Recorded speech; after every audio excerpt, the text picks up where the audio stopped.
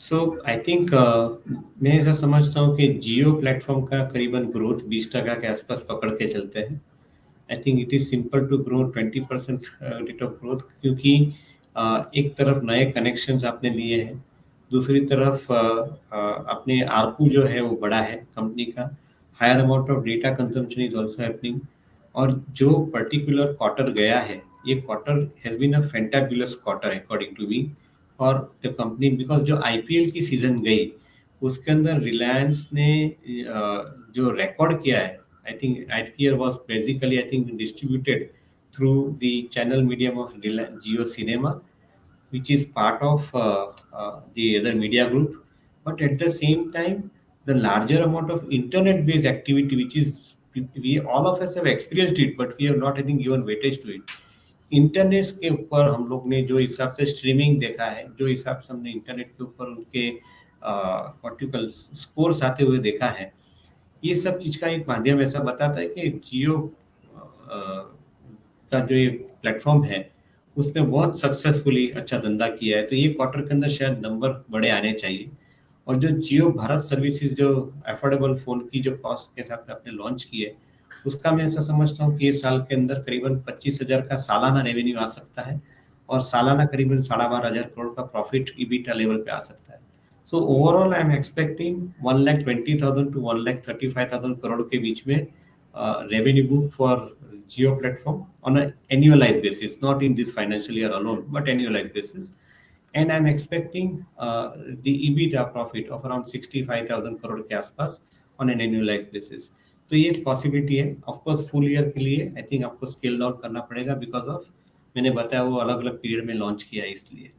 दूसरा जो ग्रोथ है वो रिलायंस रिटेल का है, जहाँ पे मैं 15% का टॉप लाइन ग्रोथ पकड़ के चल रहा हूँ यहाँ पे, और करीबन 60%, 60.5% के आसपास का ईबीटा मार्जिन पकड़ के चलते हैं यहाँ पे। जो ऑयल टू गैस बिजनेस है, जिसके अंदर रिफाइनिंग का कारोबार है, पेट्रोकेमिकल का कारोबार है, ऑयल एक्सप्लोरेशन का कारोबार है, that business is also steadily growing. Little difficult for me to, I think, put exact numbers to it because I think these numbers are not consumer specific numbers, so immediately उसके ऊपर हम बात नहीं कर सकते, but safely assume that the growth rate is continuing in petrochemicals and polymer because of the lower cost prices, margin will be higher, and also oil exploration की जहाँ पे उन्होंने I think higher capacity throughput निकाला है। तो मेरा ऐसा मानना है कि overall business numbers should be reasonably smart given this kind of different verticals proposition that we have talked about. जी। और काफ़ी चर्चा इस बात की भी रही है कि जो रूस-यूक्रेन युद्ध हुआ और उसके चलते रूस से भारत ने सस्ता तेल आयात किया और भारत से पेट्रोलियम निर्यात खास करके यूरोपीय देशों को बहुत बढ़ा इस बीच में, और इन सब के बीच में रिलायंस की एक अच्छी भूमिका रही। तो क्या कुछ उसका अलग से असर आपको इन नतीजों में दिखेगा? खास नहीं दिखेगा राजीव ये समय अभी, क्योंकि मेरे ख्याल से दो चीज है। एक तो जो डिस्काउंटेड प्राइस रशिया का क्रूड का जो था, वो पहले 3 महीने में या 4 महीने में गए साल में सबको मिल चुका है बेनिफिट। उसके बाद में बहुत ज्यादा नहीं मिला है। Maybe I think some forward contracts for which I think you got this benefit for another 2-3 months, but most of it I think has been captured after the war in 6 months thereafter. उसके बाद में जो आपको spread मिला है उसके अंदर इतना बड़ा फायदा नहीं हुआ जितना पहले 6 महीने में मिला था। और करीबन आज की तारीख में बात करें तो Russian crude versus the other crude, the spread is still lower. I think it is in single digit, lower single digit. मेरा ऐसा मानना है कि रिलायंस के पास थोड़ी एडवांस में बाइंग करने की या फ्यूचर कॉन्ट्रैक्ट लेने की जो एक शक्ति है, क्षमता है, कैपेबिलिटी है, तो वो हिसाब से उन्होंने शायद थोड़ा नीचे के लेवल पर क्रूड बाई किया है, तो उनको एक एडवांटेज अभी भी मिल सकता है थोड़ा बहुत। But that is not going to help beyond the point, क्योंकि रिलायंस का जो कारोबार है उसके अंदर 60% of the refining products are exported, and at the same time they are going to get the full benefit out of that export. So ये advantage उनको ज़्यादा मिलता है because market price in the export market is higher comparatively, so that advantage they are getting it. Plus windfall tax has gone away because of the export business that they are having. So all in all put together, business will be decent, reasonably good.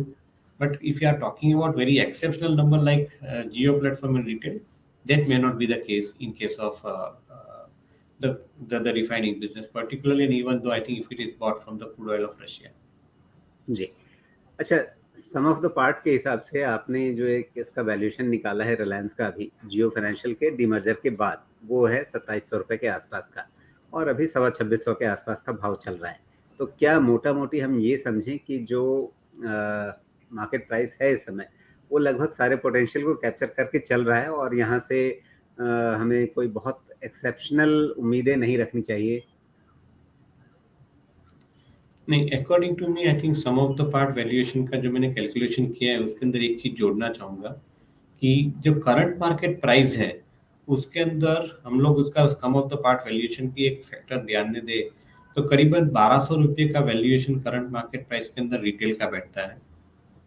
Approximately 600 रुपये का valuation आपको जियो platform का बैठता है। Approximately 300 रुपये का valuation आपको renewable business का बैठ रहा है इसके अंदर।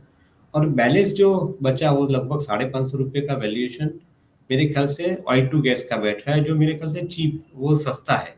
कदा शायद मार्केट ने उसको ये चीज़ को इतना ज़्यादा ध्यान देके समझा नहीं है ये सम ऑफ द पार्ट वैल्यूएशन के लिए। तो ऑयल टू गैस का 550 रुपये का वैल्यूएशन जो बैठता है to make the price of 2620, मैं ऐसा समझता हूँ कि this valuation will get rerated. In my understanding in the subject calculation that I have done, quite possible कि O2C बिजनेस जो है वो करीबन 1200 रुपये के आसपास वैल्यू होना चाहिए। और अगर ये 1200 रुपये के आसपास वैल्यू होता है तो रिलायंस का दाम करीबन 3200-3300 के बीच में होना चाहिए, ऐसा मेरा मानना है। But this is my calculation which I'm putting for investors so that I think they get the right understanding about the subject. मैं नहीं बोल रहा हूँ कि कल भाव ये बढ़ जाएगा, बट ये इसके अंदर क्षमता है भाव बढ़ने की, because market is possibly not given the right valuation to oil to chemical business, and that according to me I think will have to be available at some point of time in the marketplace.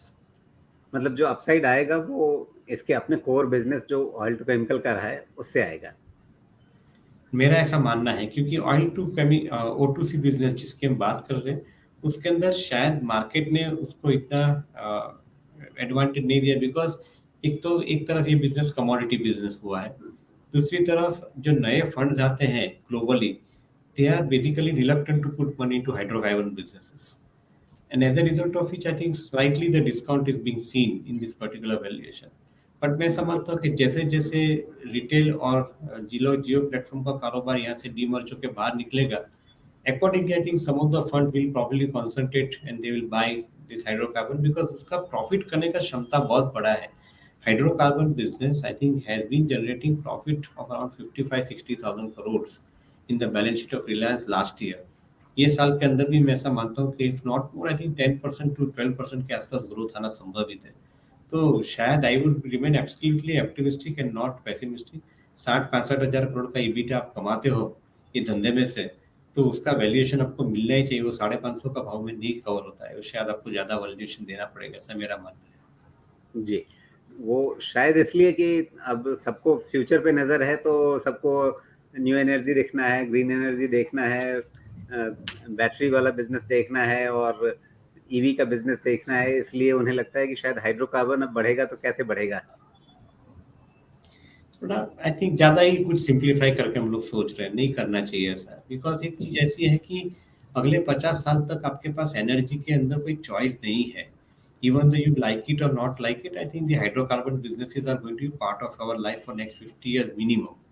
इसके पीछे तो मुझे भी मालूम नहीं कैसे कर सकते उसका कैलकुलेशन, बट जी, लगता तो ज़रूर है। अगर साइमल्टेनियसली अल्टरनेटिव एनर्जी सोर्सेज़ आते हैं तो भी हाइड्रोकार्बन का बिजनेस कम होने की संभावना बहुत कम है। Because I think your requirement for fuel across the globe for 800 crore people is extraordinarily high. और अगर आप खाली अल्टरनेट सोर्स में से फ्यूल प्रोड्यूस कर सकते हो तो नथिंग लाइक इट, बट वो दिशा में वर्ल्ड की सब कंट्रियां में एक साथ में काम नहीं कर रही है। मेरे ख्याल से आई थिंक जब तक हम अपने पूरे रिसोर्सेज नहीं जुड़ पाएंगे इसके अंदर, तब तक हम लोग अल्टरनेट सोर्स में से कंप्लीट एनर्जी नहीं प्रोक्योर कर पाएंगे। And that is where I feel that hydrocarbon business will continue I think for at least, मेरा ऐसा मानना है कि 50 साल की तो जर्नी मुझे दिख रही है। शायद उसके पहले खत्म होता है तो you and me will witness it.